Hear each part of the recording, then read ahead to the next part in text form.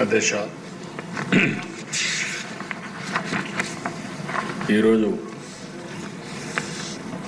ప్రభుత్వం ఏదైతే ఎన్నికల మేనిఫెస్టోలో పెట్టామో కర్నూలులో హైకోర్టు బెంచ్ పెట్టాలని చెప్పి ఆ రోజు ఎన్నికల మేనిఫెస్టోలో చెప్పాం.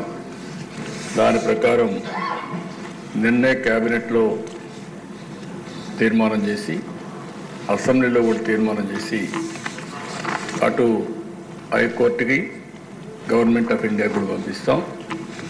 వీలైనంత తొందరలో కర్నూలులో హైకోర్టు బెంచ్ రావడానికి ఈ ప్రభుత్వం అన్ని విధాల ప్రయత్నం చేస్తాం. ఇంత మునుపు ఏదైతే అక్కడ లోకాయుక్త కానీ స్టేట్ హ్యూమన్ రైట్స్ కమిషన్ కానీ ఇలాంటి ట్రిబ్యునల్స్ ఏమైనా ఉంటే అవి కూడా అక్కడే ఉంటాయి. అవి కూడా షిఫ్ట్ చేయడం లేదని చెప్పి మరొకసారి తెలియజేస్తున్నా. ఇది కాకుండా అధ్యక్ష, ఈరోజు ఈ ప్రభుత్వం వికేంద్రీకరణ ఎక్కడికక్కడ 1-2 సిటీసే కాకుండా ఈరోజు అన్ని ప్రాంతాల్లో సమగ్ర అభివృద్ధి కోసం కట్టుబడి ఉన్నాం. ఉత్తరాంధ్రలో విశాఖపట్నం అభివృద్ధి కావాలి, రాయలసీమలో తిరుపతి, కర్నూలు లాంటి టౌన్స్ అభివృద్ధి కావాలి. అదే సమయంలో ఇక్కడ అమరావతి కూడా చాలాసార్లు చెప్పాం. ఆ రోజు మీరు చూస్తే 3 రాజధానులు అని చెప్పి 3 ముక్కలు ఆటాడి కడాన ఏ ప్రాంతం కూడా అభివృద్ధి కాకుండా చేశారు. ఆ రోజు కూడా రాష్ట్రం మొత్తం తిరిగి కర్నూలులో కూడా ధైర్యంగా మన రాజధాని ఏదంటే అమరావతిని చెప్పించింది తెలుగుదేశం పార్టీ, ఎన్డీఏ అని చెప్తున్నారు. విశాఖపట్నానికి వెళ్ళి విశాఖపట్నం మీటింగ్లోనే మన రాజధాని ఏదంటే అమరావతిని విశాఖపట్నం కూడా చెప్పారు.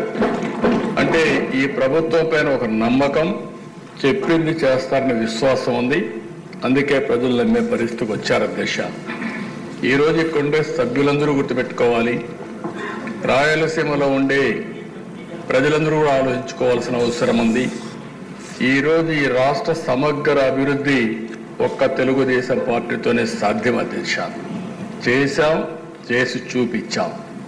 ఈరోజు ఒక్కసారి ఆలోచిస్తే అధ్యక్ష, రాయలసీమ రాళ్లసీమగా మారిపోతుంది, ఎడారిగా మారిపోతుంది అనుకున్నప్పుడు మొట్టమొదటిసారిగా బచావత్ అవార్డుని ఒక ఆధారంగా చేసుకుని మనకు నీళ్లున్నాయి, ఈ నీళ్లు కృష్ణా జలాలు రాయలసీమకు తీసుకుపోవాలని ఆలోచించింది మొట్టమొదటిసారిగా తెలుగుదేశం పార్టీ, నందమూరి తారక రామారావు గారికి కూడా నేను తెలియజేస్తున్నా.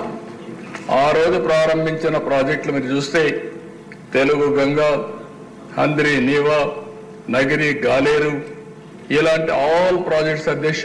ఈరోజు అక్కడ జరిగిన అభివృద్ధి అంతా కూడా తెలుగుదేశం పార్టీనే ప్రారంభించాం.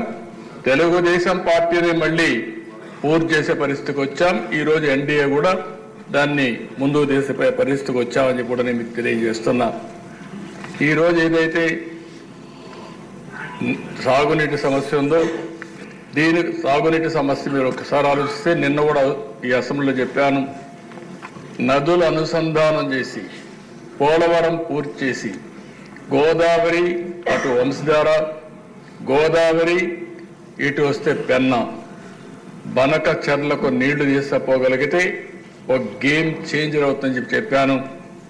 ఒక్క విషయం మీరు చూస్తే అధ్యక్ష, ఆ రోజు ఒక్క కియా మోటార్స్ రావాలంటే దానికోసం రిజర్వాయర్ కట్టాలంటే నీళ్లు కావాలంటే 1 సంవత్సరంలో కట్టి ఈరోజు ఆ రిజర్వాయర్ ద్వారా నీళ్లు ఇచ్చిన తర్వాత కియా మోటార్ వస్తే అనంతపూర్ జిల్లా ముఖ చిత్రమే మారిపోయిందంటే అది తెలుగుదేశం పార్టీ చూపించిన చొరవ అని చెప్పి కూడా నేను మీకు తెలియజేస్తున్నా. ఈరోజు రాయలసీమ మొత్తం మనం చూస్తే నీళ్లు ఇవ్వగలిగితే, హార్టికల్చర్ని మనం అభివృద్ధి చేయగలిగితే ఆ ప్రాంతానికి మహర్దశ వస్తుందని చెప్పి కూడా నేను మీకు తెలియజేస్తున్నా. కొన్ని అడ్వాంటేజెస్ ఉన్నాయి అధ్యక్ష. బెంగళూరు ఎయిర్పోర్ట్ అనంతపూర్కి చాలా దగ్గర, హైదరాబాద్ ఎయిర్పోర్ట్ కర్నూలుకి దగ్గర, ఇటు చెన్నై చిత్తూరుకి దగ్గర, ఈ 3 అవకాశాలు ఉపయోగించుకోగలిగితే ఆ ప్రాంతాన్ని బ్రహ్మాండంగా అభివృద్ధి అయ్యే అవకాశం ఉంటుంది.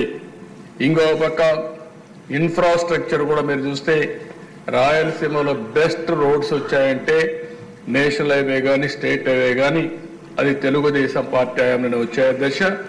అవన్నీ కూడా ఆ రోజు ప్రతిపాదన పెట్టాం, అవన్నీ వచ్చాయి. ఇంకొక పక్క ఓర్వకల్లో ఎయిర్పోర్ట్ కట్టాం. ఇంకొక పక్క మీరు చూస్తే ఈరోజు తిరుపతి ఎయిర్పోర్ట్ని ఎక్స్పాండ్ చేసి రన్వే పెంచి ఈరోజు ఒక హబ్గా ఇంటర్నేషనల్ ఫ్లైట్స్ కూడా రావడానికి చూసాం. కడప ఎయిర్పోర్ట్ను కూడా రన్వే ఎక్స్పాండ్ చేసి నైట్ ల్యాండింగ్ ఫెసిలిటీ కూడా పెట్టే పరిస్థితికి వచ్చాం. అంటే ఈరోజు ఏ ప్రాంతంలో లేనటువంటి 4 ఎయిర్పోర్ట్లకు ఉన్నాయి దిశ. ఒక పక్క తిరుపతి, ఇంకో పక్క కడప, ఓర్వకల్, ఇంకో పక్క పుట్టపర్తి ఒకటి ప్రైవేట్ ఎయిర్పోర్ట్ ఉంది. అడ్వాంటేజ్ కింద బెంగళూరు కూడా వచ్చే పరిస్థితి వస్తుంది దిశ. ఇంకో పక్క దిశ ఎడ్యుకేషన్ ప్రాధాన్యత ఇచ్చాం. తిరుపతిని ఒక ఎడ్యుకేషన్ హబ్గా తయారు చేస్తున్నాం. ఐఐటి, ఐజర్, అదే మరిగా కల్నరీ ఇన్స్టిట్యూట్ ఒకటి, త్రిబుల్ ఐటి కర్నూలులో పెట్టాం, ఉర్దూ యూనివర్సిటీ కర్నూలులో పెట్టాం. ఇవి కాకుండా దేశ సెంట్రల్ యూనివర్సిటీ అనంతపూర్లో పెట్టాం. రాయలసీమని ఒక ఎడ్యుకేషన్ హబ్గా తయారు చేయాలని తెలుగుదేశం పార్టీ ముందుకు పోయాం. ఏదైతే ప్రజాగళంలో మిషన్ రాయలసీమ అనౌన్స్ చేశారో దానికి కట్టుబడి ఉండి తప్పకుండా మిషన్ రాయలసీమలో చెప్పిన ప్రతి ఒక్కటి కూడా తెలుగుదేశం పార్టీ ఎన్డీఏ ప్రభుత్వం పూర్తి చేస్తామని చెప్పి కూడా నేను మీకు తెలియజేస్తున్నాను. ఈరోజు అధ్యక్ష, రాయలసీమకి ఏదైతే హార్టికల్చర్ హబ్గా తయారు చేయాలని నీటి సమస్య ఉంది కాబట్టి 90%తో డ్రిప్ ఇరిగేషన్కు సబ్సిడీ ఇచ్చాం. ఆ 90% ఇస్తే గత ప్రభుత్వం దాన్ని కూడా తీసేసే పరిస్థితికి వచ్చారు. అలాంటి ఏ విషయంలో చూస్తే అధ్యక్ష రాయలసీమకు ఒక్క పని చేసిన దాఖలాలు లేవు.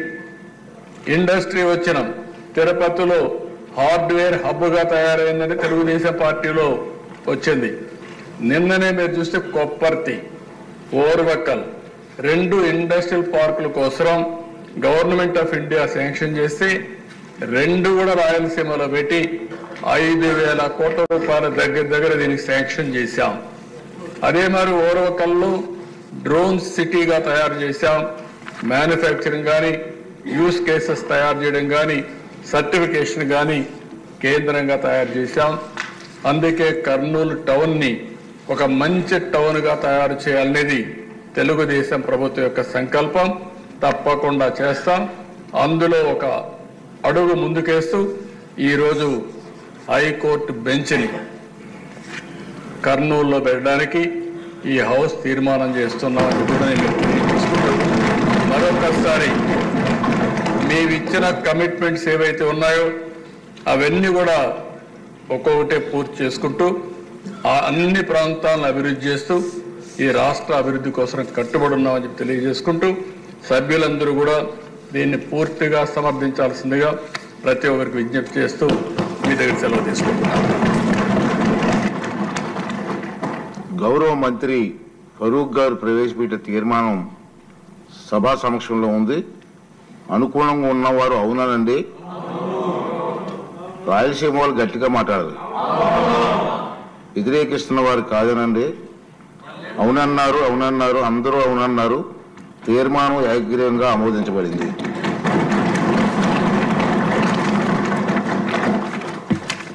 తర్వాత ఇప్పుడు ఎలక్ట్రానిక్స్ మరియు డేటా కేంద్ర విధానాలపై మానవ వనరుల అభివృద్ధి, ఎలక్ట్రానిక్స్